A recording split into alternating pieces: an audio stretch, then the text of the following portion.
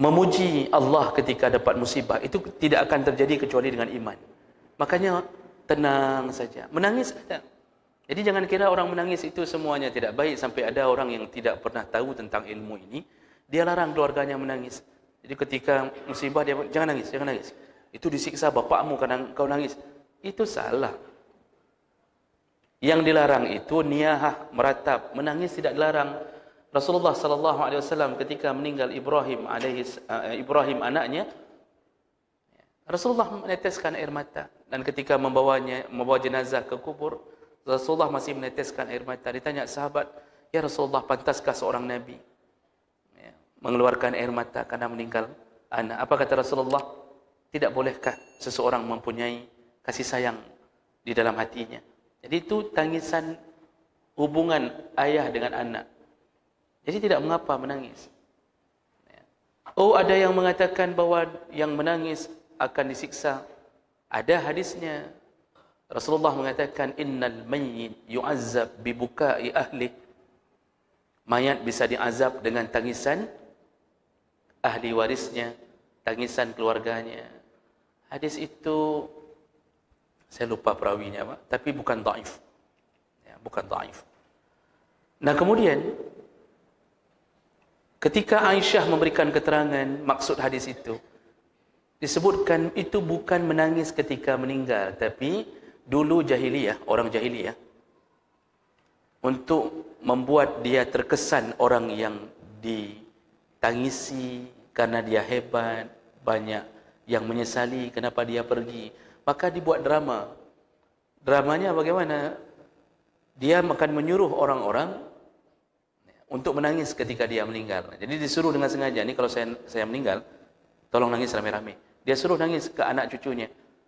Menangislah mereka dengan sengaja. Itu yang diazab, bukan tangisan yang normal. Itu yang diazab. Jadi menangis karena suruhan daripada si jenazah. Itu di dalam tafsir hadis itu. Jadi jemaah maka Allah Subhanahu wa taala, lihatlah Allah katakan yang punya iman, falanuhyiyannahu hayatan thayyibah. Kami beri kehidupan dia hidup yang baik, aman segala-galanya. Gaji sampai hari ini masih 1.200.000. Enggak naik-naik, sudah bertahun-tahun. Masih jadi CS. Bukan customer service, cleaning service. Sampai hari ini enggak berubah-berubah. Tapi karena iman, hidupnya aman begitu. Anaknya selesai kuliah satu-satu, dapat bidik misi. Pokoknya macam dapat karena imannya. Istrinya juga beriman, terima apa adanya. Lihat begitu indahnya hidup. Sore-sore keluar, orang jogging, pagi mereka juga jogging. Cuma bedanya mereka tidak pakai sepatu, mereka pakai sandal. Orang pakai sepeda lipat, dia pakai sepeda tidak bisa dilipat, tapi sama-sama sepeda. Aman begitu saja. Iman, yang bicara iman. Lalu janji Allah yang kedua dengan iman, di akhirat nanti engkau akan dibalas semua apa yang engkau lakukan. Karena mukmin. Ini Allah tidak akan menyia-nyiakan sedikit pun amal kita, tidak akan. Kecuali kita sendiri yang menghapusnya. Allah mengatakan, "Fala nudhi'u ajra man ahsana amala." Allah tidak akan menghilangkan pahala sekecil apapun yang berbuat baik. Tidak akan. Senyuman sedekah, kata Nabi. Setiap senyum orang bahagia melihat setiap senyum. Pahala. Nanti ada tidak pahala itu? Ada. Ada. Ya. Tapi jangan minta sekarang. Karena di dunia kita tidak terlalu butuh dengan pahala itu. Karena masih banyak yang menolong kita. Sanak, saudara, keluarga, tetangga. Kita butuhnya di akhirat. Maka Allah keluarkan di waktu yang paling tepat. Allah tidak hilangkan. Sedekah Allah tidak hilangkan. Apapun kita beri. Kita hanya memberi satu aqua gelas. Atau aini aqua gelas. Atau apapun lainnya. Kita berikan kepada seorang pengemis yang sedang kehausan. Allah tidak hilangkan. Allah tidak akan hilangkan walaupun sebesar biji zarrah. Syaratnya engkau pulang kepada Allah dengan iman. Jadi ini hebatnya iman. Bayangkan kalau kita tidak beriman, Muslim, seorang Muslim, bisa kehilangan imannya ketika sedang melakukan maksiat. Maka ada hadis Nabi ketika orang berzina, imannya keluar. Jadi sebenarnya kan semua ini kan ciptaan Allah, Pak, makhluk. Jadi imannya keluar, bertengger, tidak mau masuk di dalam dirinya. Selesai berzina baru iman itu masuk kembali. Hadis Nabi, saya tidak hafal lagi bunyinya, tidak berani saya ucapkan, takut menyalahi Nabi. Selesai berzina baru masuk. Bisa bayangkan orang yang mati sedang berzina, berarti mati tanpa membawa iman. Dia Muslim, maka Muslim belum tentu bisa mati dalam keadaan beriman. Hadis Nabi itu lumayan panjang. Yang mencuri ketika sedang mencuri imannya keluar. Selesai mencuri baru dia masuk. Makanya orang menyesali setelah berzina. Setelah berzina, nyesal. Ya Allah, kenapa berzina lagi? Padahal kemarin sudah janji tidak lagi. Setelah habis chip untuk main game judi online itu habis, 500.000 beli habis. Baru menyesali lagi. Begitu ada uang beli lagi. Nah, ini perangkap-perangkap syaitan. Jadi jemaah melakukan Allah, fadilah iman yang kedua adalah iman menyebabkan bahagia dunia, menyebabkan bahagia di akhirat. Maka orang beriman tidak terlalu susah hidupnya. Fadilah yang ketiga dan terakhir untuk kita bahas di malam ini, bersambung dengan kebahagiaan akhirat. Orang yang beriman, khusus orang yang beriman, maka ada satu kenikmatan melebihi kenikmatan mendapatkan surga, yaitu orang yang beriman dijanjikan mendapatkan nikmat memandang wajah Allah Subhanahu wa taala. Mendapatkan nikmat memandang Allah dengan mata telanjang. Allah Subhanahu wa taala menyebutkan dalam ayat-ayatnya tentang nanti kita akan melihat Allah dalam keadaan melihat benar-benar tanpa tabir. Tidak ada tabir. Rasulullah ketika Isra Mi'raj, Aisyah mengatakan Rasulullah berbicara dengan Allah. Namun hadis Aisyah menyebutkan Rasulullah tidak melihat Allah. Rasulullah tidak melihat bentuk Allah Subhanahu wa taala dalam hadis Aisyah, tapi dia berbicara dengan Allah Subhanahu wa taala. Bagi mukmin di akhirat mendapatkan surga, nikmat. Ada nikmat yang lebih hebat daripada mendapatkan surga, yaitu melihat Allah Subhanahu wa taala, melihat pencipta surga. Ini nikmat yang luar biasa. Makanya pernah saya bahas dalam surat Yasin ketika Allah mengucapkan salamun qaulan min rabbir rahim, wamtazul yawma ayyuhal mujrimun, dan seterusnya. Itu kalimat itu ditafsirkan salah satu penafsirannya adalah kedatangan Allah kepada penduduk surga. Kan sebelum ayat itu kan inna ashabal jannati al-yawma fi syughulin fakihun hum wa azwajuhum fi dhilalin 'alal ara'iki muttaqi'un, dan seterusnya. Penduduk surga sedang bersenang-senang, sibuk sana, sibuk sini, loncat ke sungai sana, loncat ke sungai susu, dari sungai susu loncat ke sungai madu. Pokoknya kita main sungai saja Pak nanti itu. Lalu dikirimkan buah-buahan, makanan tanpa sakit perut, tidak ada asam lambung, tidak ada diabetes, tidak ada ambeien, tidak ada apa-apa. Dahak tidak ada, ingus tidak ada, tahi mata tidak ada, bahkan sendawa pun tidak ada, kata Nabi. Tidak ada gerop, tidak ada habis makan, tidak ada. Jadi bagaimana? Tidak ada. Ingus tidak ada, penyakit tidak ada, pengajian itu lebih tidak ada. Kita ngaji ini kan untuk masuk surga. Beban ini kan untuk ujian masuk surga. Nanti di sana tidak ada beban lagi. Apakah kita akan pergi berhaji lagi nanti surga? Tidak ada. Hidup abadi, selama-lama bahagia. Nah, ketika penduduk surga sedang sibuk-sibuknya berbahagia, merayakan kemenangan. Karena mereka lah faizun, yang sebenar-benarnya bahagia. Di situ dalam tafsir itu ada yang menafsirkan Allah datang kepada penduduk surga. Begitu Allah datang, penduduk surga terhenyak dan melihat Allah sampai lupa dengan nikmat surga. Jadi terasa kecil nikmat surga ketika melihat Allah Subhanahu wa taala. Makanya dalam surat Al-Qiyamah 22-23 Allah Subhanahu wa taala menegaskan wujuhu yawma izin nadhirah ila rabbiha nadhirah.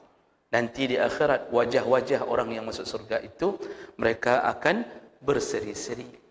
Ya. Itu wajah orang mukmin yang masuk surga berseri-seri ila rabbiha nadhirah. Dan mereka dengan jelas melihat Tuhannya. Ya. Kalau kalimat nadhara disambung dengan ila, disandingkan dengan ila dalam bahasa Arab, itu artinya melihat dengan mata telanjang. Tidak ada penghalang. Tidak ada. Benar-benar melihat Allah.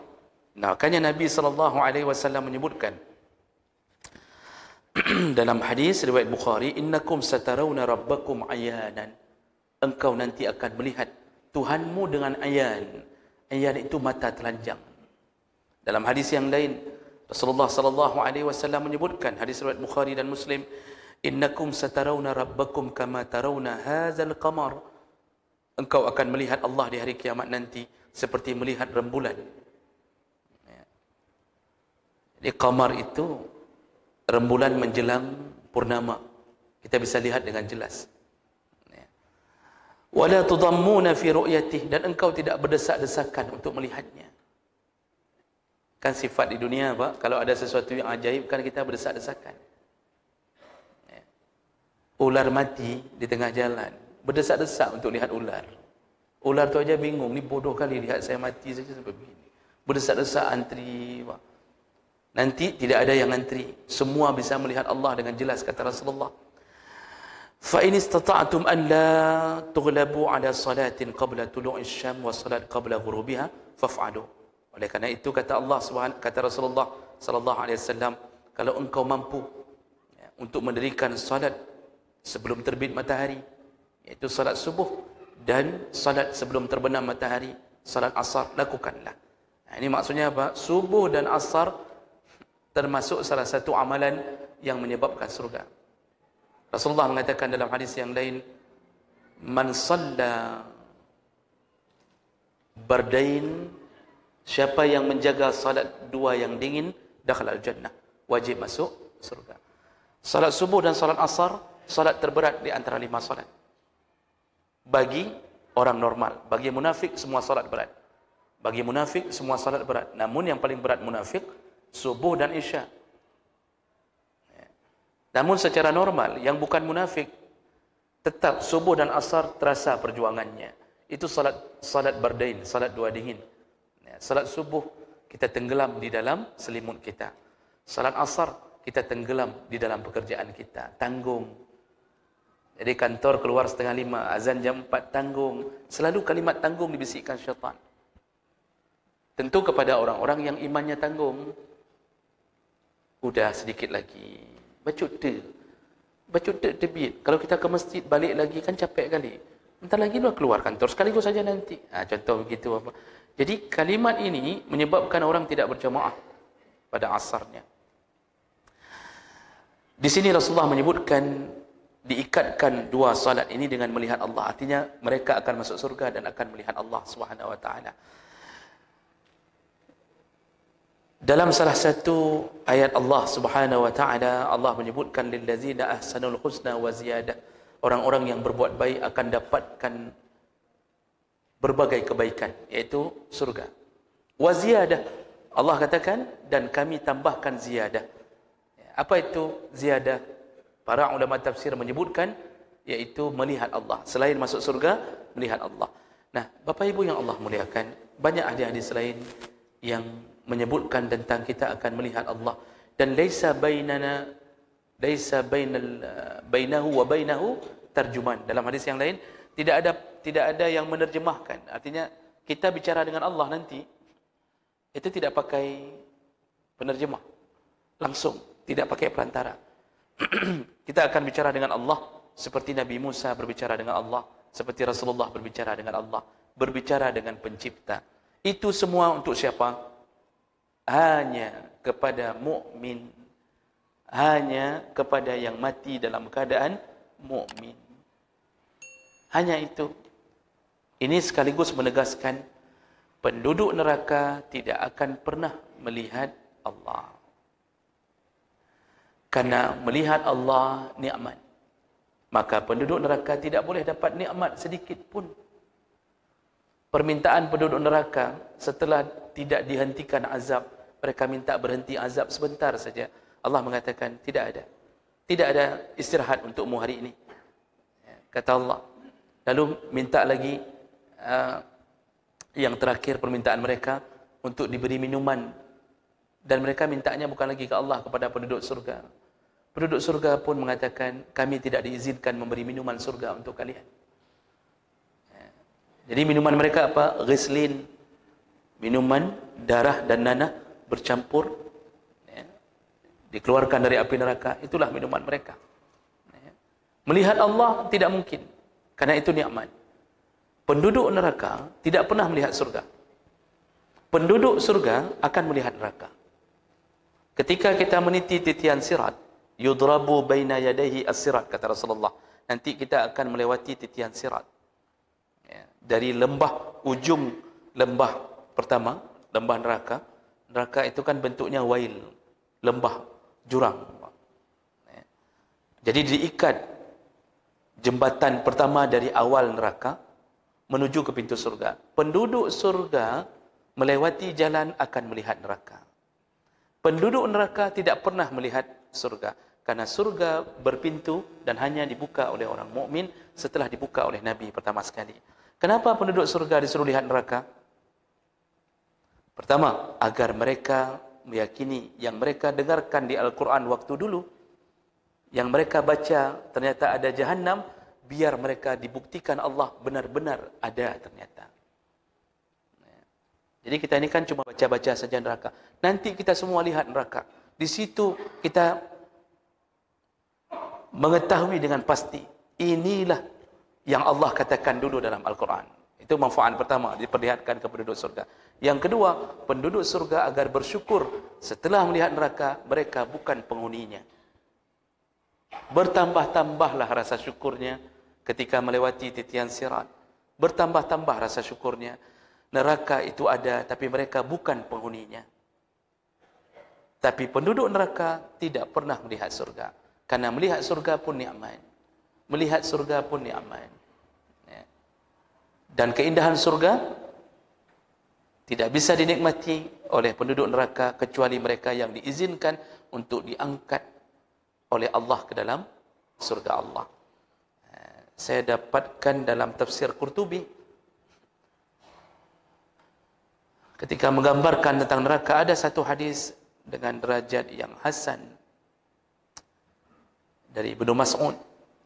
Rasulullah pernah mengatakan, ketika kita masuk surga, kita akan mendapatkan kapling rumah masing-masing, dan satu kapling 70 rumah. Dalam 70 rumah ada 70 kamar. Dalam 70 kamar, setiap kamar ada 70 bidadari. Kabar gembira bagi bapak-bapak. Mudah-mudahan dengan iman yang diberikan Allah ini, kita bisa menikmati sampai ke akhirat nanti.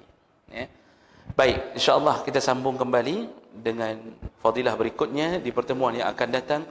Subhanakallahumma bihamdik, asyhadu an la ilaha illa anta, astaghfiruka wa atubu ilaik. Wassalamualaikum warahmatullahi wabarakatuh.